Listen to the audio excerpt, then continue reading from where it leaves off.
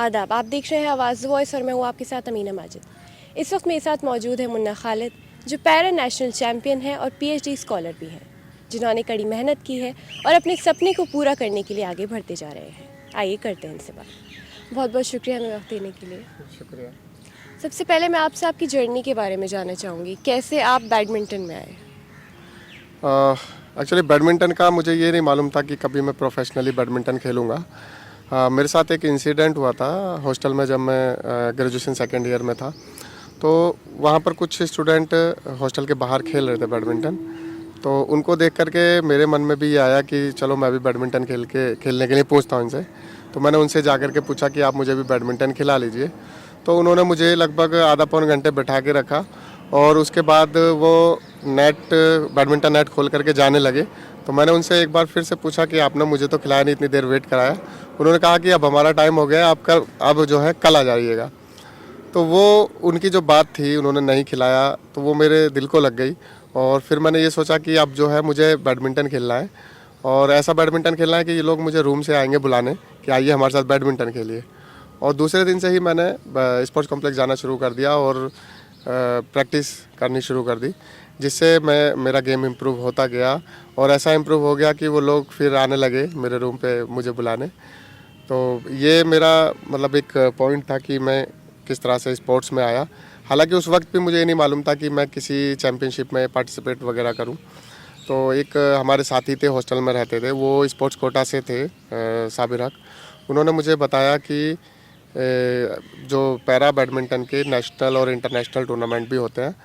तो मैंने पहला उनसे जानकारी ले करके मैंने पहला पैरा बैडमिंटन नेशनल चैम्पियनशिप में पार्टिसिपेट किया था 2015 में, जहाँ पर मैं क्वार्टर फाइनल हार गया था।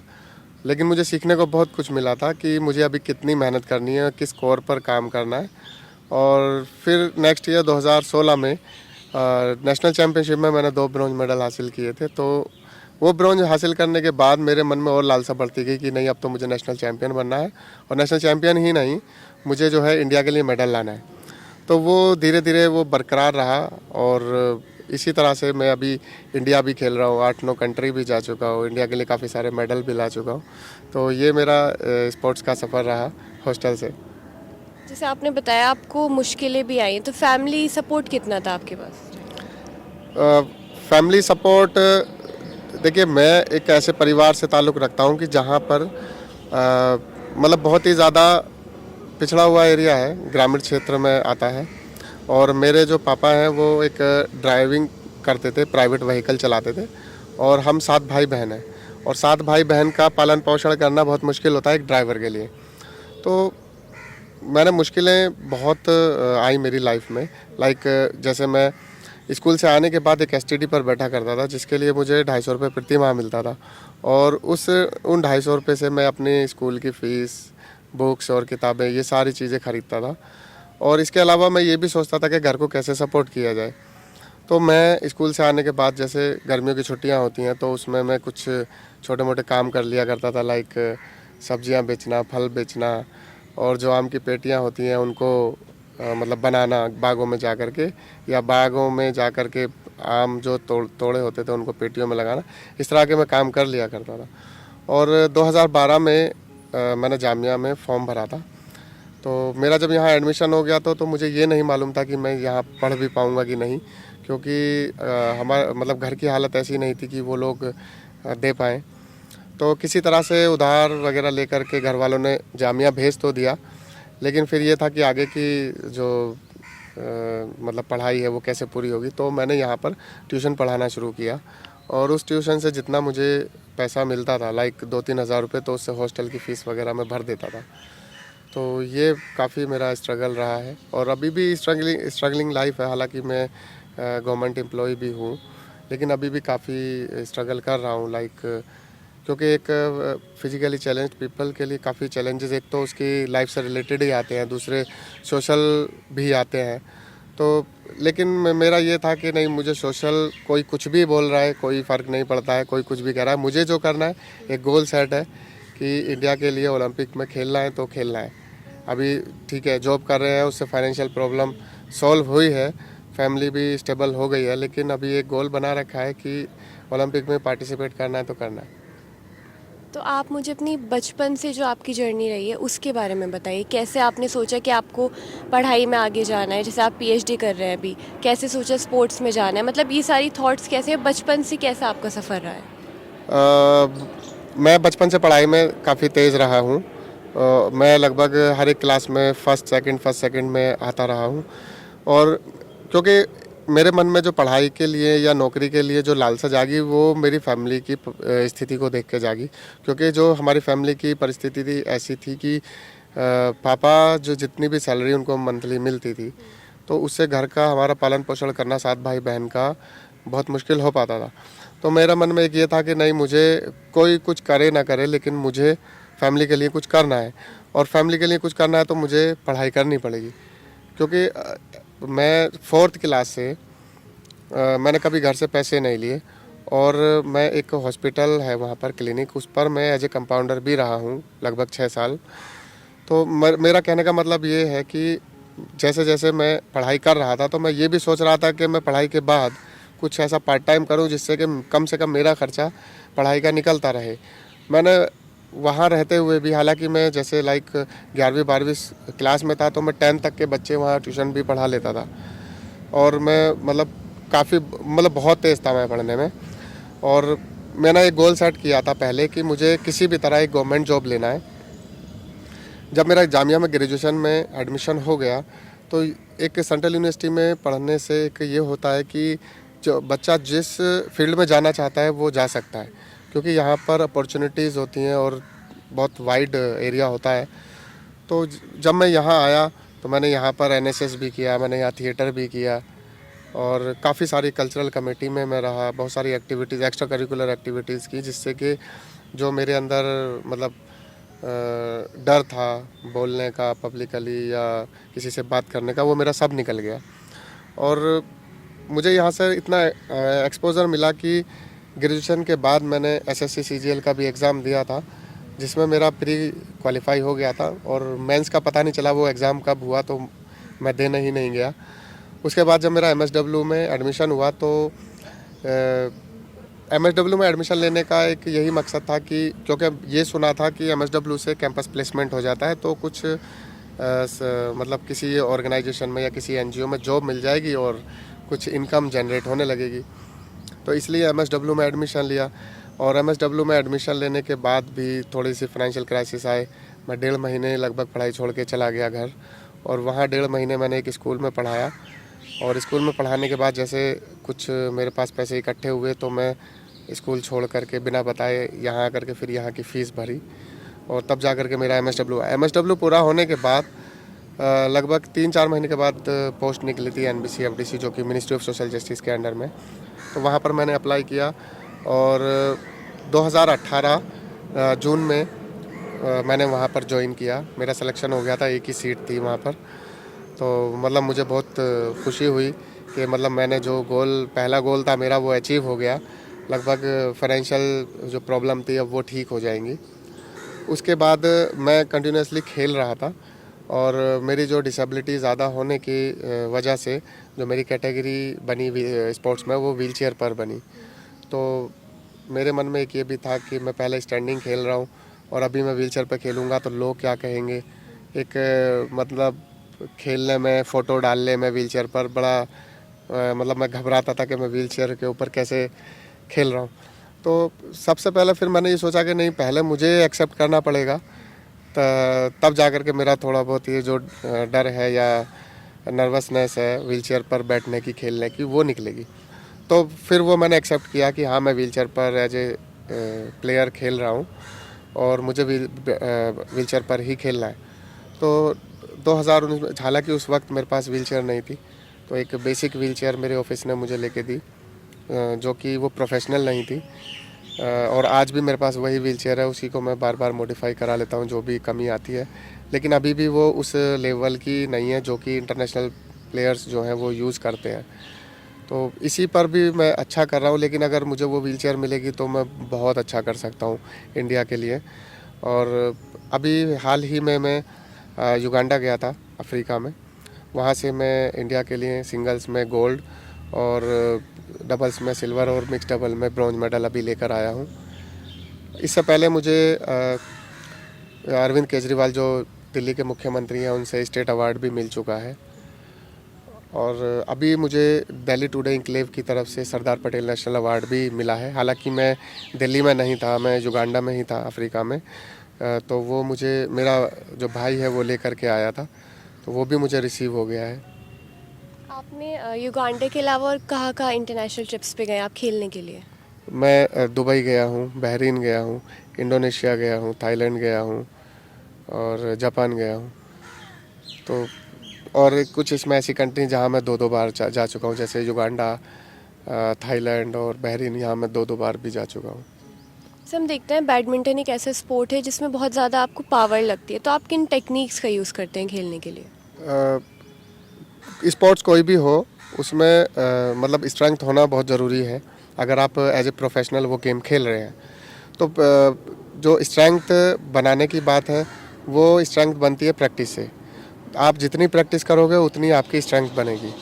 और मैं लगभग ऑफिस के बाद लगभग 3 घंटे रेगुलर प्रैक्टिस करता हूँ, और जिसकी वजह से मेरे में स्ट्रेंथ भी बनती है। और जो मेरा पूरे दिन का स्ट्रेस होता है वो मेरा बैडमिंटन से मेरा तो दूर होता है, किसी का होता हो ना हो। तो जैसे आप पीएचडी भी कर रहे हैं और बैडमिंटन भी आप खेलते हैं, तो आपने क्या सोचा है आगे जाके, मतलब किससे आप एज ए प्रोफेशन लेंगे? अ, अभी तो जैसे मैं गवर्नमेंट एम्प्लॉय हूँ, कार्यरत हूँ, अभी सीडी स्कीम में देख रहा हूँ एक। तो अभी तो मेरा वर्क वहाँ चल रहा है, लेकिन इन फ्यूचर मैंने कभी ऐसा नहीं सोचा है कि मैं अपने आप को किस में देखूँगा। हालांकि मैं जो मानता हूँ, मैं ये मानता हूँ कि ठीक है मैं पीएचडी कर रहा हूँ क्योंकि मेरा टीचिंग में इंटरेस्ट है। अगर मुझे कहीं टीचिंग की जॉब मिलेगी तो मैं उसको अडॉप्ट कर सकता हूँ। और जो इस रही बात स्पोर्ट्स की, तो स्पोर्ट्स में मेरा ये भी प्लान है कि मैं आने वाले टाइम में अगर मैंने स्पोर्ट्स में कुछ बड़ा अचीव किया, लाइक ओलंपिक में मैं गया, और या मेरे पास कुछ ऐसा फंड कहीं से आया, तो मैं जो है एक बैडमिंटन एकेडमी खोलना चाहता हूँ जहाँ पर जितने भी पैरा स्पोर्ट्स खेलना चाहते हैं वो आकर के वहाँ प्रैक्टिस करें फ्री ऑफ कॉस्ट। तो मैं मतलब जितने भी दिव्यांग बच्चे हैं उनके लिए कुछ इस तरह से करना चाहता हूँ कि वो भी अपने आप को कम ना समझें और वो भी अपने घरों से निकल कर के आएँ और स्पोर्ट्स खेलें। तो जैसे आप ये तीनों चीज़ें, गवर्नमेंट जॉब हो गई, पीएचडी हो गई, बैडमिंटन, तो मैनेज कैसे करते हैं आप टाइम? ये तो हर एक इंसान के अपने ऊपर डिपेंड करता है कि वो कितना टाइम किसको देता है। मैं सोशली काफ़ी दूर हूँ लोगों से, तभी मैं ये चीज़ कर पा रहा हूँ। मेरा हर एक चीज़ का शेड्यूल है कि मुझे कितने बजे उठना है, कितने बजे क्या करना है। जैसे सुबह उठ के मैं एक्सरसाइज करता हूँ, उसके बाद मैं ऑफिस जाता हूँ, ऑफिस के बाद आकर के मैं सीधा स्टेडियम जाता हूँ प्रैक्टिस करने। और स्टेडियम से जब मैं घर पहुँचता हूँ तो नहा के खाना खा के मैं लगभग 2 घंटे पढ़ाई करता हूँ। और पढ़ाई करते करते ही मेरी आंख लग जाती है, मुझे नहीं पता चलता कब लगती है, क्योंकि पूरे दिन बहुत ज़्यादा थकावट हो जाती है।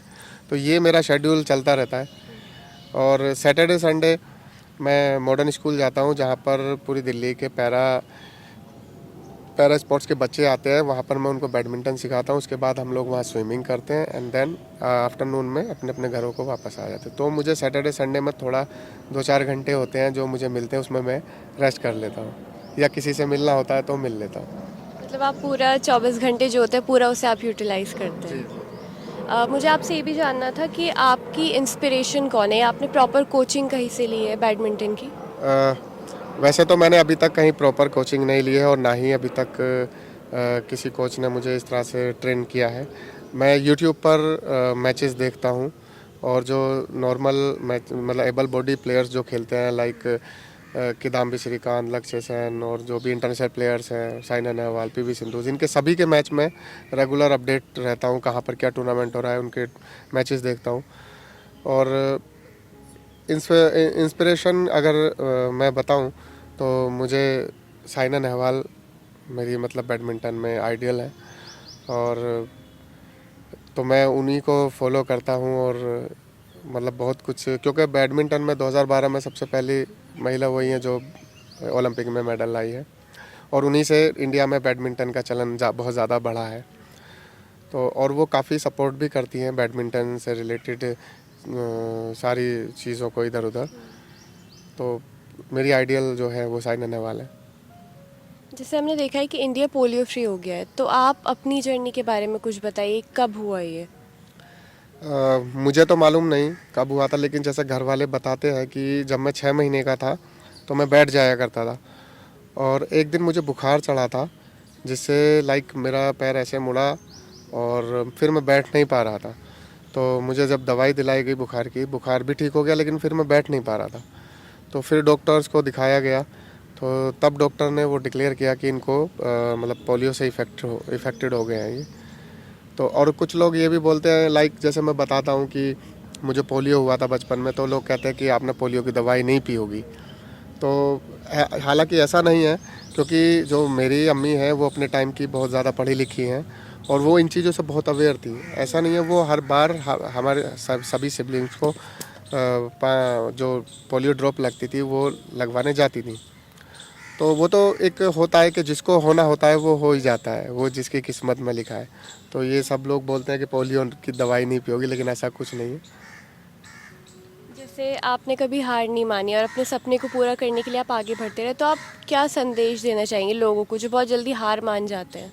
नहीं, तो जो हार मान जाते हैं वो तो कभी फिर आगे नहीं बढ़ सकते हैं, क्योंकि अगर आपने कोई चीज़ शुरू की है उसमें उतार चढ़ाव, परेशानियाँ, चैलेंजेस ये तो सब आएंगे ही।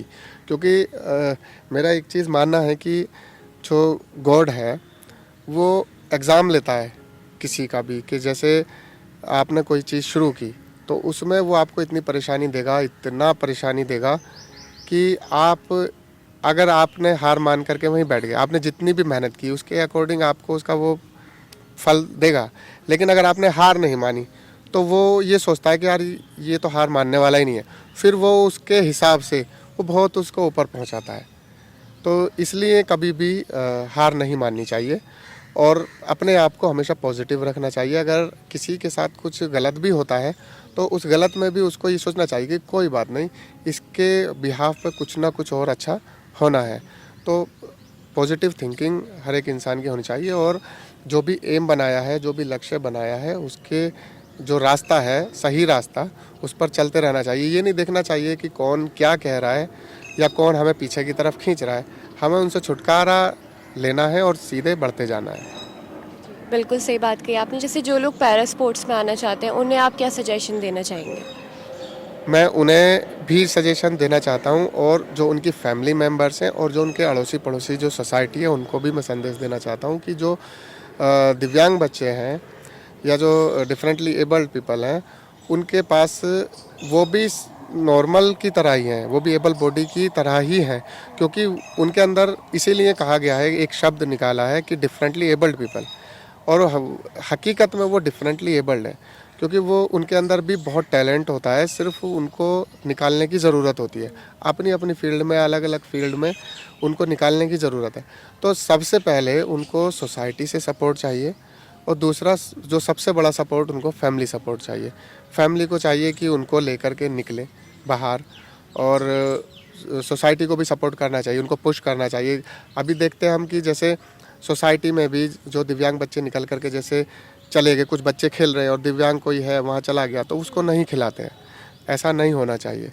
उनको भी, क्योंकि जो पड़ोसी हैं उनको अपने बच्चों को यही सिखाना चाहिए कि जो वो दिव्यांग बच्चे हैं वो भी आपकी तरह ही हैं, आप भी उनके साथ खेलिए, उनको बुलाइए और उनके साथ पार्क में या मोहल्ले में खेलिए। और जो जैसे पेरेंट्स क्या होता है, दिव्यांग बच्चों के साथ डरते हैं कि कहीं ये बाहर निकला और ये गिर गया, चोट लग गई, तो मैं उनको ये बोलूँगा कि ठीक है, उनके चोट लग जाएगी, वो तभी मजबूत बनेंगे जब वो गिरेंगे और फिर खुद खड़े होंगे, तभी वो सेल्फ डिपेंड बनेंगे, वरना वो सेल्फ डिपेंड नहीं बन पाएंगे। बिल्कुल सही बात कही आपने। आप अपने फ्यूचर प्लान्स के बारे में हमें बताइए, क्या आपने आगे सोचा है? मेरा जो फ्यूचर प्लान है वो अभी मेरा 2026 का Asian para games world championship और 2028 का लॉस एंजलिस में पैरालंपिक है।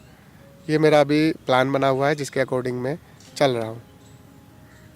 थैंक यू हमें वक्त देने के लिए। All the best. Thank you. तो ये थे हमारे साथ मुन्ना खालिद, जो लोगों के लिए एक इंस्पिरेशन बन के आए हैं कि हमें हमेशा पॉजिटिव सोचना चाहिए